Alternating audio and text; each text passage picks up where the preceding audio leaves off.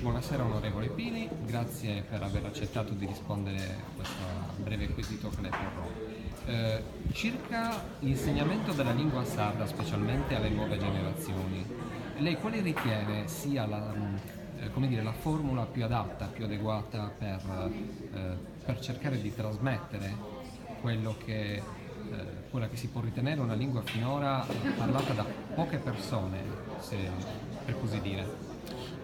Penso che il progetto di Siscola Sarda che Giampiero Maras Zampa ha ripercorso oggi nel racconto, nella presentazione del suo libro, debba essere la strada maestra. Bisogna smettere con la strada elitaria e trasformare il grande progetto della lingua sarda in un progetto di scuola del popolo sardo. Quindi credo che occorre da questo punto di vista fare un'azione davvero capillare dai piccoli ai grandi centri della nostra terra e consentire alle generazioni che hanno perso l'opportunità di conoscere il sardo e quelle nuove di prendere coscienza di questo grande potenziale identitario. L'identità è un fattore culturale, sociale e anche un fattore economico. Credo che questo grande progetto debba essere davvero dispiegato come scuola del popolo sardo che riconquista la propria identità.